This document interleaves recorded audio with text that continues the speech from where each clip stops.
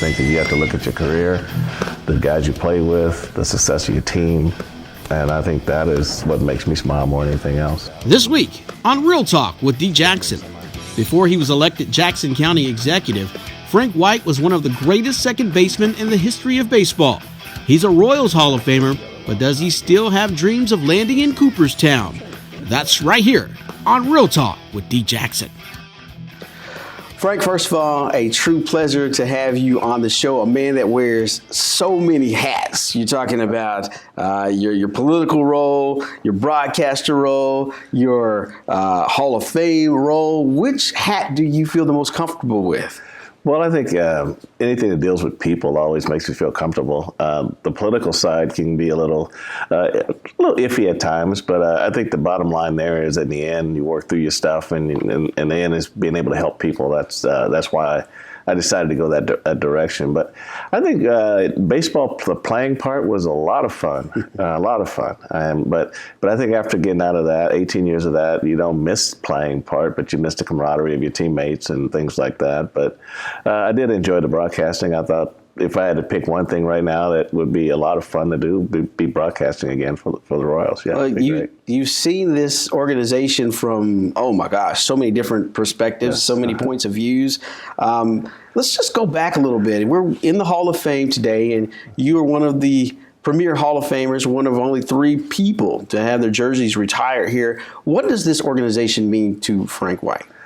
Well, going all the way back to 1970, when I was playing amateur ball and I was 19 years old and really didn't think I was going to even have an opportunity to play professional baseball. Going to Lincoln High School and being right next to the stadium and passing it every day and rubbing your hand down the side and watching the guys after games come out from the A's, and you just don't ever know. And then one day I had an opportunity to, because of the boss I was working for, Metals Protection Plating Company on Truman Road and Chestnut, I asked him for 2 days off to go try out for this Royals Baseball Academy, and he allowed me to do it, and I'm always grateful. I mean, it just, that opportunity to do it was the key, and not having any clue what a tryout camp was even about. So it was kind of neat to go down there. It was like 300 kids in the 2-day tryout, and they let you run and throw and hit and things like that. But I was really surprised on the second day that they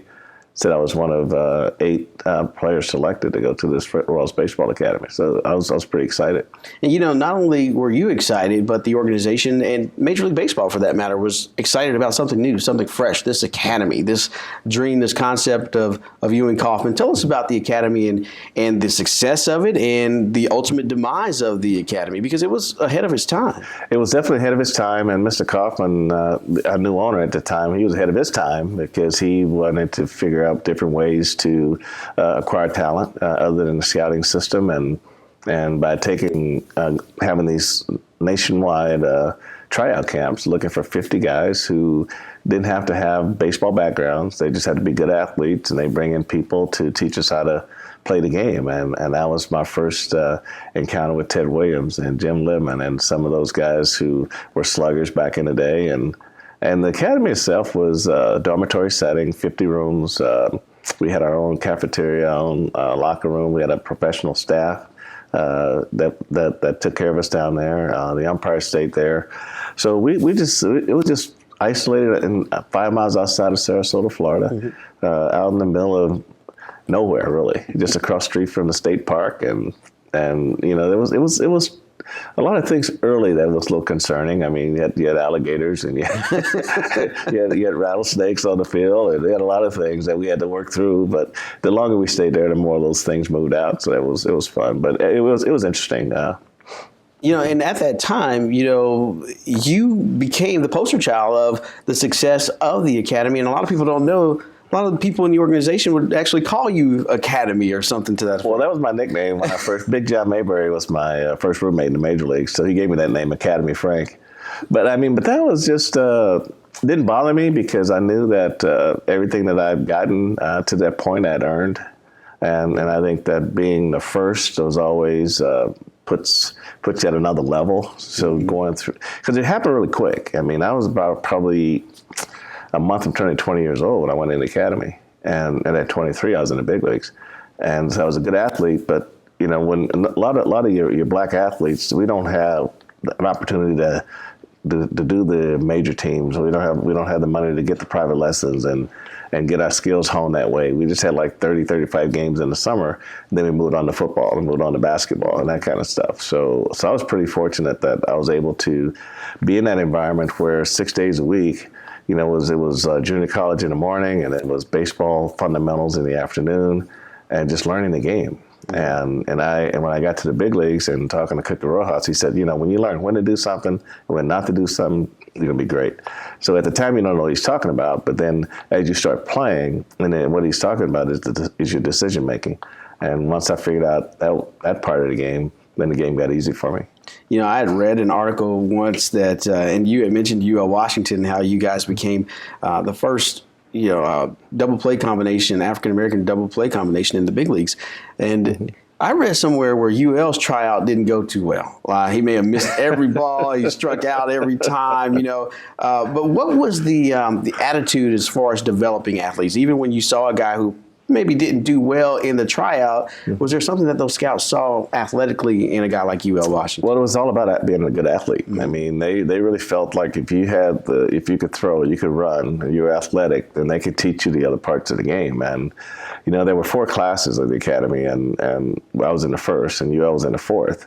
And the thing that I've been able to get out of that is that it went away because of this stadium being built, the Raw Stadium, and labor strikes and financial type situations. I heard that's the reason they went away from it. But it was a great idea because you learn the fundamentals, and once you learn the fundamentals, it was great. And so UL, basically, they saw the athletic ability, and then you get into that confined environment where you just working on your fielding and your hitting and your base running and just your decision making and on the field, and you're doing it 6 days a week. And I think these are the things that really helped us. I don't know if you can do that today with all the rules and the labor rules and things like that. Right. But I think that for us, it was ahead of its time. I think this whole stadium was ahead of its time. But I think that in the 4 years of it, we had 14 players non-drafted playing the major leagues for different teams, and so it was definitely a success. You guys undrafted going out and beating those bonus babies, that's got to make you feel good as well. I know. Well, we had to bump heads with them, and really that would be the one thing that I would probably do different is that once we graduated from the academy, and you started bumping heads with your bonus babies. Back then, $30,000 was a bonus baby. So, but they didn't really have anywhere for us to go. So then we lost some guys. So that's why Ron Washington went to the Dodgers, and we had players come to the big leagues through different organizations because we were bumping heads with our own players. Oh man, wow! Bumping heads here and bumping bricks. You mentioned the concrete shortage, and that's probably one of the reasons that the academy was closed down, because Coffin family had to invest their money either in the academy or, with the building of the stadium. And it's so interesting and fascinating that you had a hand in building this stadium. Talk about that. Number one, how did you come to be in construction and get a chance to partake in that? Well, number one, dude, we didn't make very much money. so your minor league season ended at the end of August, and Double A, you only made $600 a month. And so you're married, you got a kid, so you have to try to get from the end of August to April, spring training. And so the first year I couldn't find work. So then the second year, Mr. Kaufman's chauffeur, which was Blanchard Blevins, came by the house and took me over to the Union Hall on Broadway, and they gave me a union card, and I started working here for the winter. So I actually made more money working here than I did during the baseball season. So it was pretty interesting stuff. So what was your day-to-day job here at the stadium? What did you do? Well, as a laborer, mainly you're just carrying stuff to guys that know what they're doing. you just more, when they say labor, they mean labor.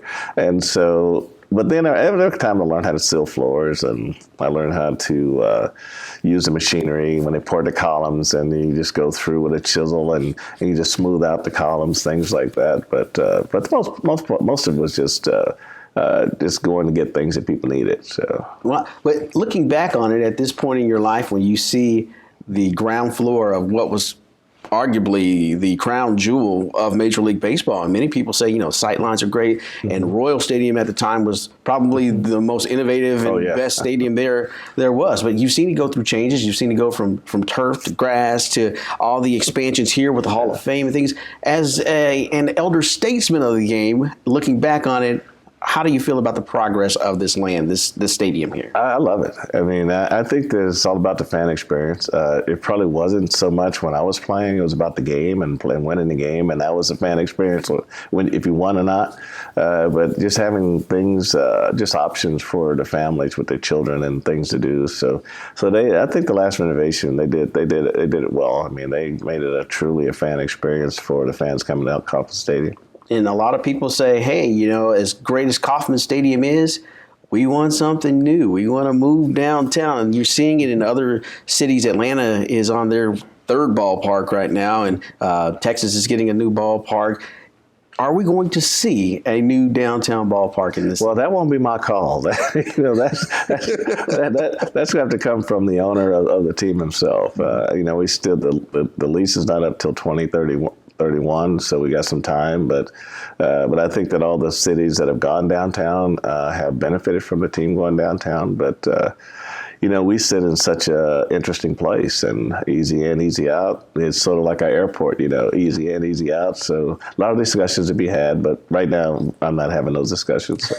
A lot of people are up in the air about what a downtown ballpark can be. Certainly there's a lot of memories here, and you had a lot of memories on the field. What are some of your biggest memories? Obviously the 80 World Series, the 85 World Series, but what are some of those things that stand out in your mind? Oh man, I say for me, it's the first day I walked out there, because you just can't believe it. You're coming from growing up here to going through the minor leagues, and you get here and you're not an everyday player, and your first start is in front of 40,000 people, a doubleheader against Oakland. I mean, that's amazing. Then just going through the transitions of winning, I started in '73, then. Just sitting on the bench in Yankee Stadium when we lost Game 6, that was pretty traumatic because of the people running on the field and falling in the dugout. But then you got from that, that's what winning does. And then we came back and we had a very successful club in terms of getting to the playoffs. We won a lot of games and had a lot of great players and a lot of great memories. McRae taking Willie Randolph out at second base. George flirting with hitting 400. Willie Wilson, hit 230 hits, 100 hits from each side of the plate. You just remember all that stuff. Willie Aikens, the home runs he hit in the World Series. Yeah. So there's a lot of great memories when you play a long time. But I'm just fortunate that I lasted so long. Because 18 years is a long time. 18 years, not only a long time, but 18 years with one club during the start and the height of free agency. Mm-hmm. How difficult is that, and how proud are you of that feat there? When free agency first started, we as players were not smart on the impact it would have, and there were no agents in the game at that time, and I think when 76, 77 was first year free agency. Mr. Kauffman was ahead of us in that situation. He signed us all to 5-year contracts, some to 6-year contracts. And, just the only way I try to explain it is that after he signed everybody to those long-term contracts, we went from like 23rd on the pay scale to 7th on the pay scale. And within 1 year, we was back to 23rd. So we actually, as players, we lost a lot in that time from a financial standpoint, but being able to keep the guys together for that long, we also gained on the other side the winning experience. And most guys I would talk to would say, I would trade the money for the winning, because you want the winning. Mm-hmm. And I think that's why we play the game. That's why we put the pants on every day. We want to be champions, and when you know that you have good players in your ball club. You get up every morning, you're excited to go to the ballpark, you want everybody to get there, be on time, depend on each other, hold each other accountable, and you win. And so when I look at the success that we had over the time that I was here, I mean, it's hard to trade that. how rewarding is it to do it in your hometown, though? I would think that would that could either be a blessing or a curse, because everybody knows you. You know, you probably got people from high school says, "Hey, can we get some tickets?" You know, you're probably eating down at Maxine's every Saturday, and people coming up to you. You know, what was that like growing up? Well, I did eat at Maxine's. That was like, that was me and Otis Taylor's favorite hangout. But you know, the worst year's your first, because you get back to your hometown. People know that you're going to be playing out there every day. You know, the guys you grew up with, some guys are better players than I. But I got a break. And so just working your way through that. Then tickets the first year. As time goes, they start to go back the other way. But I think that it's how you carry yourself. And my dad always said that you meet the same people going up as you do coming down. And just treat everybody like you want to be treated. Be humble. Be respectful. And you want to win. And he said, you just want people to like you for being good, and it's how you carry yourself. And if you should have a little humility about yourself and give people time, give them respect, usually that works out pretty good. You know, there are 3 Frank Whites, and I'm sure your dad is probably one of the biggest influences on you, not just baseball-wise, but he's a great baseball player himself. Yeah, he played very well, and he played mostly amateur. He had a small little taste of the Negro Baseball Leagues in those days, but the thing that he was just real. I mean, he would take us to the park on Sundays, and we'd play ball and play catch. And I know a lot of dads who may take that for granted, but for a kid, it means a lot. You know, you're playing catch with your dad, and then when you start your seasons, and whether it be football, basketball, baseball, he's at every game, supporting you. And in baseball, it was really kind of odd. We played all our games at Parade Park, and Friday nights at Parade Park was a big night. And then when the lights come on, all the backgammon boards get shut up, all the checkerboards go down, and everybody's coming to watch baseball. But if I was pitching in the game, he wouldn't last. He'd get kicked out for sure every time. but if I was playing any other position, he was fine. But for some reason, when I pitched, he was on point for that. But it was fun. You know, playing in Parade Park, there's a lot of people who just think of that as the mecca of that neighborhood. You know, you're running out there playing for the Jets or whomever you're playing for back in the day. And to see what it has become now with the Urban Youth Academy and what Darwin Penny and his staff have done down there, that's got to be huge, not just for the community, but for Major League Baseball to be able to give an opportunity for these kids to get out there and play some baseball. And that's true. And the only thing I do miss about that not having Parade Park itself is we didn't have if we had still had the level of sponsorship. You know, back then, your supermarkets, your churches, and those folks, they sponsored teams. They made the league strong. And as the sponsorship went away, then the players didn't have a lot of places to go to play. And so I think from that standpoint, the Urban Youth Academy is an outstanding place for our young men to learn the game. It's still new, and they're still figuring it all out. But I think it's just an area that probably should never be forgotten, because so many great players played there. Yeah. And I think that we shouldn't forget that either. And I think the training ground for African-American players was strong there. It was because it was mainly African-American players. I was fortunate enough to play with Hallmark Cards, and we had a diverse team, and we had my first championship was at 14, and I played both Hallmark Cards and Van Johnson League the same year. So it was just fun. I always played up. I always played against older guys, and I learned a lot. Take a beating at first, and you learn a lot.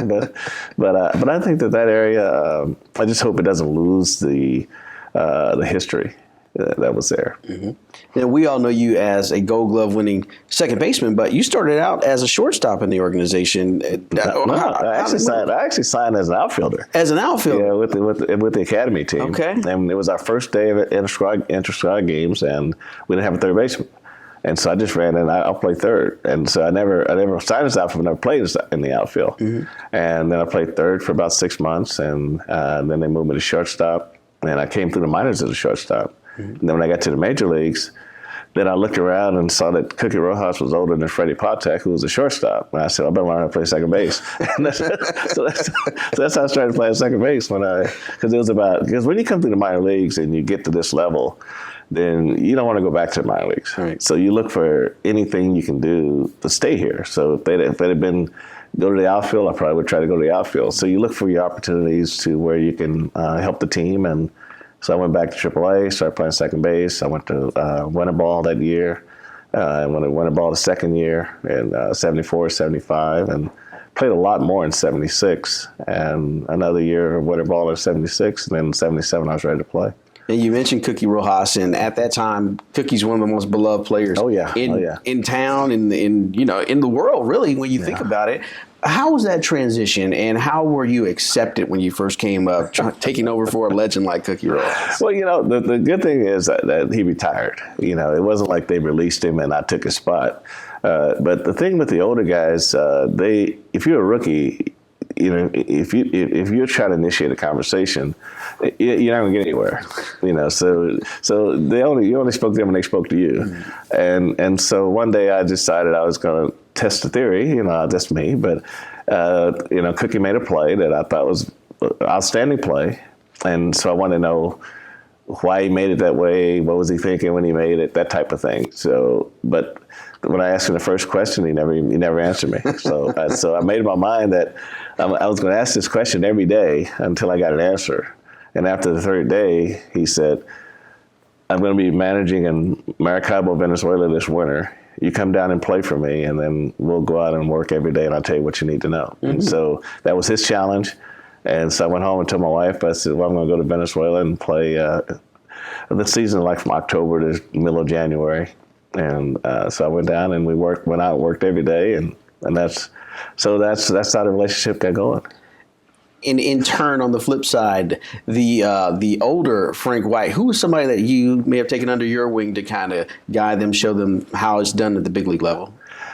Every shortstop that came along after Freddie Patek left, there was Freddie, there was UL, and then when UL left in '82, and I had a whole bunch of shortstops until we got to Buddy Biancalana in '85. So mainly it's the middle infielders that you try to teach the shortcuts and how to get things done and where you like the ball, where they like the ball. Game management up the middle is the key to any baseball team, because that's the only area of the team that I feel can't be run from the bench. You have to be able to, they can tell you to move this way, that way, but you also have to work off what you see. You have to be able to anticipate. You have to know the situation. What's the hitter trying to do? What's the situation called for the hitter to try to do? What's your pitcher trying to do to combat it? So once you get all that stuff analyzed, then you react to it. So once you get a man on first base, then you and the shortstop, you guys have to communicate. Who's going to take the ball back to the pitcher? Who's going to take the ball if he gets picked off, or if you're on regular steal? Those type things. So once you factor all these things in, like what am I going to do with the ball? Hit to my left, hit to my right, hit slow, hit hard. You just run it all through your head, and then once the pitcher's going to the plate, then you go blank, and then you just react to what you've already pre-programmed in your mind. So. Yeah. A lot of fun. I enjoyed it. I enjoyed the chess game. Well, they always say, strong up the middle. And boy, you talk about being strong up the middle of the Royals for, years. Mm-hmm. Strong up the middle. You had Amos Otis out in center field, Willie Wilson, and even Bo Jackson out there a few times. What was it like to play with such superstars? These guys that are Hall of Famers. George is a Hall of Famer, All-Stars. Right. The Royals of the 70s and 80s were a lot different than the Royals of the early 90s and early 2000s. Right. And, a lot of younger people don't remember that success and having all-stars and things like that. What was it like to be with those stacked players? The beauty of it was that you didn't have to worry about the guy on your left or your right. Mm-hmm. All you had to worry about is your job. They knew what they were doing, and you knew them. You played together for a long time. Everybody knew everyone's thought pattern. Seems like when the balls hit, everybody knew where they had to be, and we were able to make adjustments where we needed to make them without the manager saying, why are you guys doing it this way? Mm-hmm. Even in Kauffman Stadium, the ball hit down in the left field corner, and my job was to get to the with a man on first. My job was to get to the line and back up the third baseman to throw home, but you always 5 feet off here, can never get there.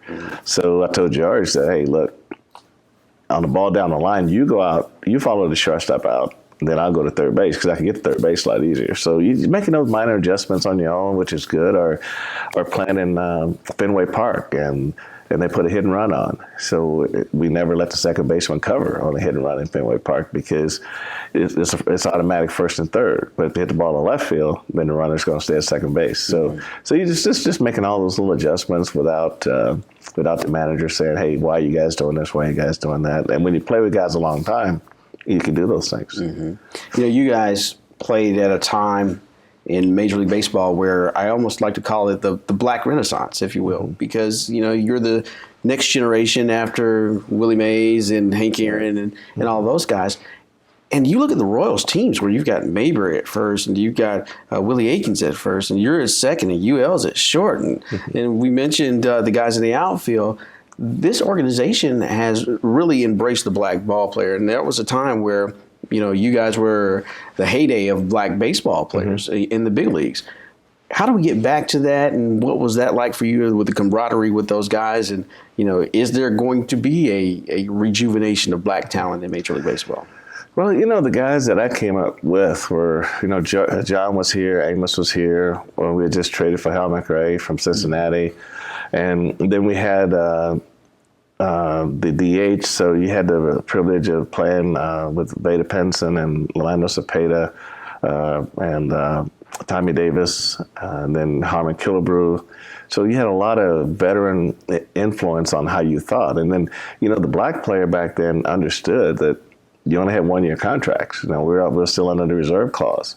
So the accountability was real high. So if my job was to get guys in scoring position, then I had to get it done because the big guys said I can't make a living if you don't get guys where they need to be. So we held each other accountable in that area. So I think it was one of those things where the guys were mentally tough. Because of the fact that you had less teams, you had more talent, guys in AAA were good. And back then you didn't take 3 days off to go home if your wife had a baby because you wouldn't have your job when you got back. So everybody was real protective of the area, and they knew how important it was to be on the field every day, playing every day. And they taught me that lesson very early. And those lessons were parlayed. You know what? Before I even get into the Gold Gloves, because everybody always talks about the Gold Gloves and the defense, but you've had some big home runs, some big hits. You've batted cleanup in the World Series and the playoffs and things. Do people forget about Frank White's offensive prowess? I think so. And I think that is one of the reasons that I'm probably not in the Hall of Fame. I'm the only 8-time Gold Glover not in the Hall of Fame. And I think it's more because of my lifetime batting average, which is around 255, 256, but so is Bill Mazeroski. So just getting people to understand the game, the type of surface you played on, the amount of games you played, the amount of big games you played. And so I think the offense gets lost a lot in there for sure. And you mentioned the Hall of Fame, and everybody in Kansas City wants to see two people in the Hall of Fame, and that's Buck O'Neil and Frank White. Will there be a time where that will change? Are we getting close? Are you still hopeful of that? Or? Well, the best way for a player to get noticed is if your hometown team promotes you. To promote you as far as what you did for the team. Think about Otis Taylor not being in the Football Hall of Fame, which I definitely agree he should be. But the Veterans Committee is made up of players, is made up of other folks, and so who knows? My name might not ever come up, But I think that it's deserving. But I put on my mind. I was working at Blue Cross with Otis Taylor, and he would stress every year about not getting selected. To the point that he would just be emotionally a wreck. And I said, I'm not going to do that. I'm not going to watch it. If my name comes, it's fine. If it doesn't, that's fine. And really, I had the luxury of really playing in my hometown, which a lot of guys don't have that luxury. And everywhere I go, people know who I am. People know me from the baseball perspective, more so than from the political perspective. But they know me, and then when my peers hear my name, they know what comes with that. So, and I can live with that. I don't know how much different my life would be if I was selected to the Hall of Fame or not. But what I really hope, though, I hope I'm not so old when it does happen, or if it does happen, that I can't be there to do it myself. Right. I don't want my kids to have to do it for me. And I mean, to me, that would be the ultimate disrespect, so to speak. I mean, because, I just think that it's just one of those things where sometimes the Hall of Fame can be looked at as this place that everybody wants to be, has to be to validate who they are. And I really believe that if you can't look at your career and see what kind of player you were and what you brought to your team and your city, then there's issues there too. If you're judging everything you've done your whole life by whether or not you get to the Hall of Fame or not, then you're going to have some issues. I just think that you have to look at your career, the guys you play with, the success of your team, and I think that is what makes me smile more than anything else. We walked in, and there's the Frank White display here in the Royals Hall of Fame with the 8 Gold Gloves, and and the first thing you said, "Wow, this is a really nice display." It's almost like you were seeing it for the first time. Pretty much it is. Yeah. Does it ever get old though? The fact that, do you ever just take a deep breath and say, "You know what? This is a great accomplishment." Most people never win 1 Gold Glove, yet you have 8 here in the Hall of Fame. Oh, man. The first one was probably the most special because once I had an opportunity, like I said, I was a shortstop, utility guy, and Bobby Grich was the main guy winning Gold Gloves back then at second base. And then when free agency started, then Bobby went to the California Angels as a shortstop. And I said, if I'm ever going to do it, now's the time to do it. Mm-hmm. And so that's when I had my first year in '77 where I made 7 errors and made my first, won my first Gold Glove, and I think that's when it all started. But I think that's what I like about baseball is because it gives you an opportunity to be a team player and an individual player at the same time. Because when it's just you and the ball, that's you. You have to get that done, and then you incorporate your teammates to get the play made. But so I think that being an individual, showing individual talents, your individual skills, I think that is what I like about baseball. I can tell you how I feel when I hear the name Harold Reynolds. How do you feel when you hear Harold Reynolds' name?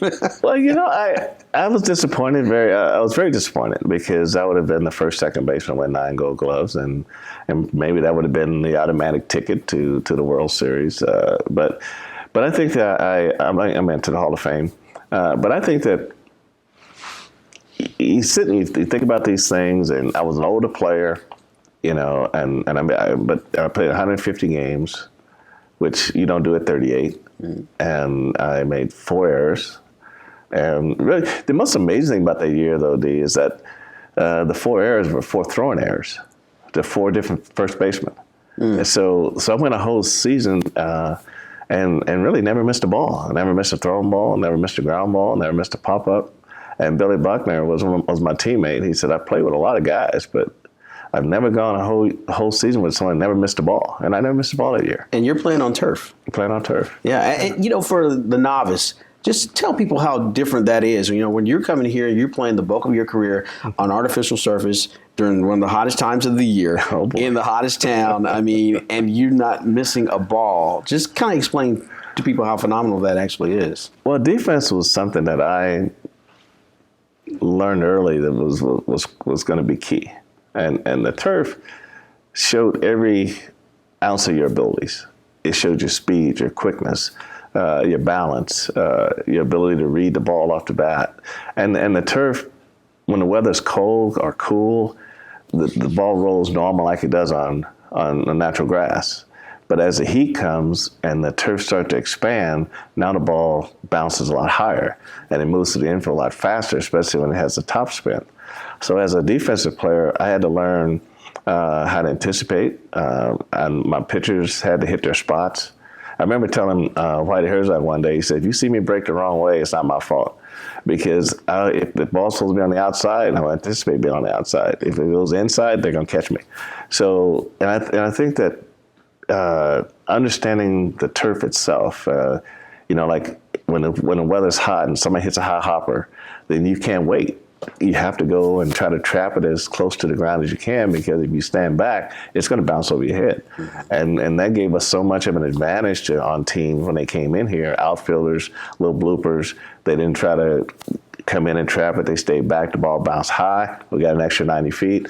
So the turf really made us 90 feet better than any team coming in here. But I think that just understanding that you have to work on your body. Your legs have to stay strong. Your back's got to stay strong. You have to do tons of sit-ups. You work out year round. So I was pretty fortunate that, you get your 2-3 day things here, but I was only actually disabled 3 times in the 18 years. Wow. Yeah, all over pull muscles. Man. So after your playing days are over, you get into coaching, and managing was always something that was somewhat on your radar. Didn't get the opportunity to manage at the big league level, but you did get a chance to manage and develop some of the core talent that came up through the Alex Gordons and guys and such. What about managing in the big leagues and coaching in the big leagues? Is that something that you still kind of have your hand on that, or are you looking for an opportunity? No, not anymore. No, I ran that gamut, and the game's changed so much. It'd be a lot easier to manage now than back in those days, because you don't have to rush out and argue all these plays. They got replays. The managers today, you don't do as much strategic stuff in games today. Everybody is just, okay, go play. Strikeouts are up. I think last year there were probably more strikeouts in the game than base hits, because everybody's talking launch angle. They're talking a lot of different things that we were taught to stay on top of the ball, hit line drives, hit hard ground balls, those type things. So the game has changed, but managing, no, I think that's passed me by. There's been some, I would love to sit here and say that, your relationship with this organization has always been rosy and 100%, but let's just be real. That's just not the case at times. When you look back at your life, when you look back at your career and your time here in Kansas City, what would you assess that to be? The relationship, the bonds, the overalls? I think it's let's say this, I think it's okay. I didn't push I didn't push it. I think as a player, as a man, I think you have to look at yourself, and I know what I gave this organization. I know not just off the field, but on the field, and I think that you always have to ask yourself where you're trying to go. And I was at first base. I wanted to advance, maybe coach third. Didn't get that opportunity, and then the television, and so it's all about who's perceiving things at that particular time. So, but I think that the bottom line, as a man, and especially as a minority man, I think you have to always like yourself, because there's so many things that we can come up against in our lives that aren't going to make us like ourselves. We can either bend to it, or we can just be who you are. And I remember the day that I decided it was time to leave the Royals. I was shaving in the mirror, December 3rd, 2011. I'll never forget the date. And I just looked at myself. I just didn't like what was going on. I was a guy who always gave 100%. I was always gave everybody the benefit of the doubt. I never asked for much, gave a lot. And I just really felt like I didn't like me. And that was not a good place to be. And so I called my wife, Teresa, into the bathroom, and I said, listen, we may have to sell everything we got. I said, but I can't work for these guys anymore. And I think that is, your name is all you got. That's what you got coming in. That's what you're going to have going out. And I told her, I said, you can't, the jobs are jobs. The jobs you can't control, but you can control your name. And I think that was the decision I made, was that I was just going to have pride in me. And, you want your your folks to look at you with pride. You want your family to look at you with pride, and I just didn't want to be that guy that gets pigeonholed into a certain spot and never be asked to come out of it. And I thought it was just time to move on at that point.